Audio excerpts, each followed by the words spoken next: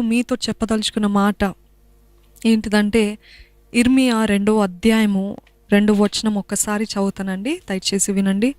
ఇర్మియా 2:2. నీవు వెళ్ళి యెరూషలేము నివాసుల చెవులలో ఈ సమాచారము ప్రకటింపు.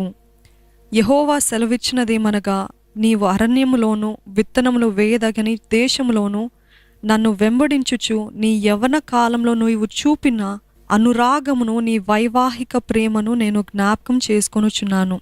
ఈ వర్స్ అంతట్లో ముఖ్య అంశము ఏంటిదంటే, నువ్వు నీ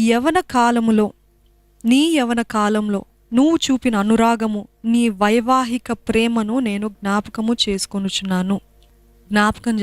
నీ యవ్వన కాలంలో చూపించిన అనురాగము, ప్రేమ, ఆసక్తి, భక్తి అవన్నీ నేను జ్ఞాపకం చేసుకుంటున్నాను అని దేవుడు అంటున్నాడండి. ఈరోజు మీరు ఎంతమంది చెప్పగలుగుతారు, మొదట నేను బాప్తిజము లేకపోతే నిజముగా మారు మనసు పొందిన తర్వాత ఎంతో ఆసక్తి, ఎంతో ప్రేమ దేవుని ఎడల, ఎంతో భయభక్తులతోటి నేను ఉండేవాడిని అని మీరు చెప్తూ ఉండొచ్చేమో.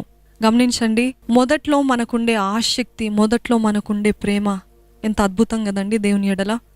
ఎంత ప్రేమించే వాళ్ళము, ఎంత ప్రతి వాక్యము, ప్రతి పాట, ప్రతి మాట ఎంతో భయముతో, భక్తితో ఆయన సన్నిధిలో కూర్చొని వెయిట్ చేస్తూ, ఎదురు చూస్తూ, ఆశతోటి ఎదురు చూసేవాళ్ళం కదా. కానీ అదే ఆశ ఈరోజు మిమ్మల్ని మీరు ప్రశ్నించుకోండి, ఉందా?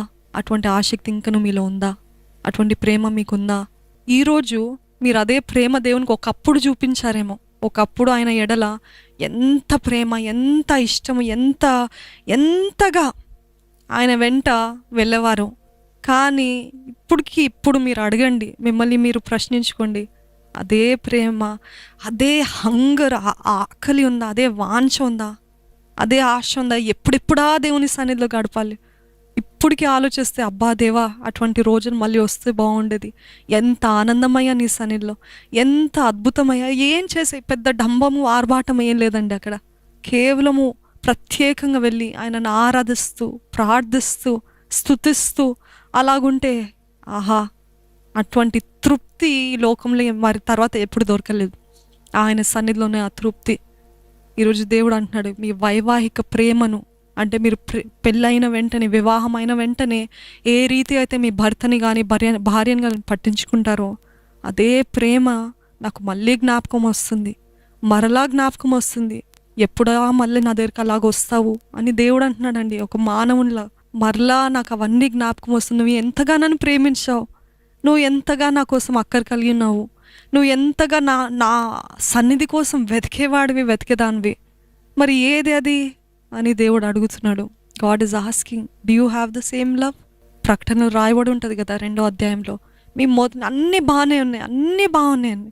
మీరు చేసే కార్యాలు బాగున్నాయి, మీరు చేసే ఆరాధనలు బాగున్నాయి, మీరు చేసే ప్రార్థనలు బాగున్నాయి. కానీ ఆ మొదటి ప్రేమ లేదే, ఆ మొదటి ప్రేమ లేదు.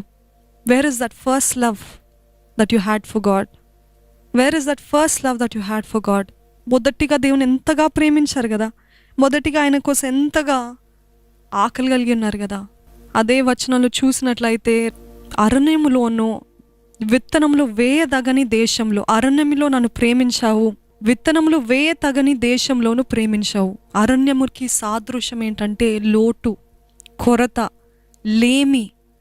ఈరోజు దేవుడు అంటున్నాడు, ఇప్పుడున్న స్థితి కంటే ఇంకా భయంకరమైన స్థితిలో ఉన్నారు కదా, అప్పుడు ఇంకా లోటులో ఉన్నారు కదా, అప్పుడు ఇంకా లేమిలో ఉన్నారు కదా, అప్పుడు ఇంకా అడుగంటిపోయిన స్థితిలో ఉన్నారు. అప్పుడు ఏం లేనప్పుడు కూడా నన్ను ప్రేమించారు కదా. మరి ఇప్పుడు నేను ఇంతగా ఆశీర్వదించాను కదా మిమ్మల్ని.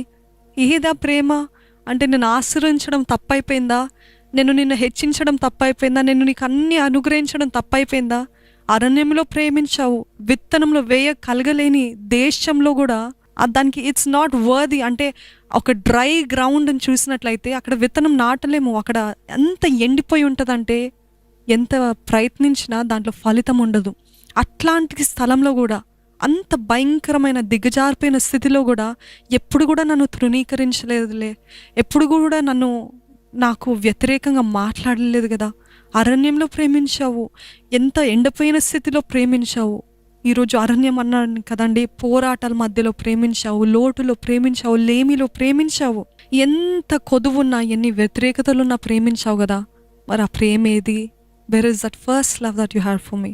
2వ అధ్యాయం 5వ వచనంలో ఉంటుంది. ఎలాగంటే, యెహోవా ఇలాగ సెలవిచ్చుచున్నాడు, నా యందు ఏ దుర్నీతి చూచి మీ పితరులు వ్యర్థమైన దానిని అనుసరించి తాము వ్యర్థులగునట్లు నా యొద్ద నుండి దూరంగా తొలగిపోయారు. చూడండి, దేవుడు ఇటువంటి ప్రశ్నలు అడగాలంటే మనం వినటానికి, అయ్యా దేవా నీలో ఎటువంటి కల్మషం లేదయ్యా, నీలో ఎటువంటి లోపాలు లేవు, నువ్వు ఎంతైనా నమ్మదగిందేడు. కానీ దేవుడు అడుగుతున్నాడండి, ఏ దుర్నీతి చూసావని నన్ను వదిలేసావు, ఏ దుర్నీతి చూసావని, ఏం తప్పు చేశానని. మన భాషలో, మన వాడుక భాషలో అడగాలంటే, మాట్లాడాలంటే, what wrong did you see, నేనేం తప్పు చేశాను, నేను నీకేం తక్కువ చేశాను. చూడండి, చక్కగా చూసుకునే భర్తలు అడుగుతారు కదా, ఎవరైనా అపనమ్మకస్తురాలైన స్త్రీ లేకపోతే వ్యభిచారుల్ని అడిగితే ఏం అడుగుతారు, నేను నీకేం తక్కువ చేస్తానని, ఎందుకు నన్ను వదిలేసి వెళ్తున్నావు, ఎందుకు నన్ను వదిలేసి వేరే పురుషుల దగ్గరికి వెళ్తున్నావు, వేరే వారి దగ్గరికి ఎందుకు వెళ్తున్నావు, what wrong have I done, నీకు ప్రేమ తక్కువైందా, నీ ఏం తక్కువైందని నన్ను వదిలేసి వెళ్తున్నావు అని అంటే మన గుండె పగిలిపోదండి. నిజంగా ఆ భర్త గుండె అర్థం చేసుకుంటే, ఇప్పుడు అదే భర్తగా దేవుడు మనల్ని అడుగుతున్నాడు. ఆయన వరుడు, మనం వధువు కదా. ఆయన అడుగుతున్నాడు, నేను ఏం తప్పు చేస్తానని నన్ను వదిలేసి వెళ్తున్నా. ఈరోజు దేవుడు మీతో మాట్లాడుతున్నాడు. మిమ్మల్ని మీరు ప్రశ్నించుకోండి, దేవా నిజంగా ఆయన తప్పు కాదు, ఆయన మనల్ని ప్రేమిస్తూ ఉండి ఆయన మనల్ని హెచ్చిస్తున్నాడు, ఆశీర్వదిస్తున్నాడు. ఆయన ప్రేమ చొప్పున మనమేమేమో దాని అడ్వాంటేజ్గా తీసుకొని ఆయనని మర్చిపోయి ఆయన ఇచ్చిన వాటిపైన ధ్యాస పెడుతూ, అదే అంటున్నాడు, ఈ మొదటి ప్రేమ, మొదటి అనురాగము ఎక్కడ పోయింది. ఆయన జ్ఞాపకం చేసుకుంటున్నాడంట అండి, మనం కాదు జ్ఞాపకం చేసుకునేది, ఆయన జ్ఞాపకం చేసుకుంటున్నాడంట. ఒకసారి దేవుని ప్రేమ రుచి చూచి, దేవుని ప్రేమ గుర్తెరిగి, దేవునిలో ఉన్న మాధుర్యాన్ని అన్నీ తెలుసుకొని మళ్ళా లోకం కోసం అమ్మివేయబడిన వారిని చూస్తే వారి జీవితం ఇంకా సేమ్ ఎఫెక్ట్ ఉండదు, సేమ్ ఇన్ఫ్లుయెన్స్ ఉండదు, సేమ్ పవర్ ఉండదు, అదే శక్తి కనపరచబడదు. ఎందుకంటే ఒకలాంటి అపరాధ భావము that guilt will be killing them. ఎంత ప్రయత్నించిన అటువంటి ఫలితం ఉండదు.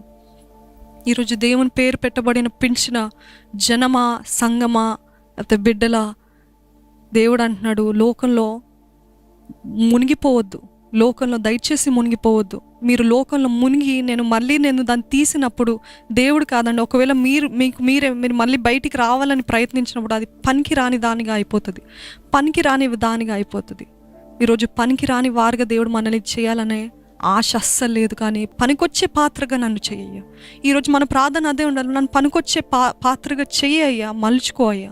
What you have to do is be committed to God. ఏ రీతి అయితే ఒక భార్య భర్త ఒక కమిట్మెంట్, వివాహం చేసుకున్నప్పుడు ఏదేమైనా నీతోటి ఉంటాను, శ్రమ అయినా, బాధ అయినా, ఆకిలైనా, ఏదైనా అన్నిట్లో, ఒకవేళ నీకు లేమి కలిగినా, నీకు అనారోగ్యం కలిగినా, నేను నీతోటి ఉంటానని ఎట్లాగైతే కమిట్ అయిపోతారో, ఈరోజు దేవునితో కమిట్ అయిపోండి. శ్రమైన, బాధ అయినా, హింస అయినా, వేదన అయినా, పౌలు అంటాడు కదా, ఏది కూడా నన్ను క్రీస్తు ప్రేమ నుండి వేరు చేయదు. That is true love, that is the love that God is seeking. Ezekiel 36, నూతన హృదయం మీకు ఇచ్చేదను, నూతన స్వభావం మీకు కలుగజేసేదను, రాతి గుండె మీలో నుండి తీసివేసి మాంసపు గుండెను మీకు ఇచ్చేదను, నా ఆత్మను మీ అందు ఉంచి నా కట్టడలను అనుసరించి వారుగాను నా విధులను గైకొని వారుగాను మిమ్మల్ని చేసేదను. ఈరోజు మనమందరం అడగాల్సింది ఏంటిదంటే, నూతన హృదయం దయచేయ, బండ హృదయాన్ని తీసివేసి మాంసపు హృదయాన్ని మాకు దయచేయి. ఈరోజు మీరు ఎలాగ దేవుని దగ్గరికి ఎలాగ తిరిగి రావాలి, how can I come back to God అంటే ఇదే అంటున్నాడు దేవుడు. మొదట పశ్చాత్తాపడిన తర్వాత నేను మీ హృదయాన్ని మారుస్తాను, మాంసముగా సెన్సిటివ్ టెండర్ హార్ట్ నేను మీకు ఇస్తాను. మీరు టెండర్ హార్ట్ ఇచ్చిన తర్వాత, సున్నితమైన హృదయాన్ని ఇచ్చిన తర్వాత, అప్పుడు నేను నా ఆత్మ మీ మీద ఉంచి నా ఇష్టానుసారంగా మిమ్మల్ని నేను నడిపింపజేస్తాను.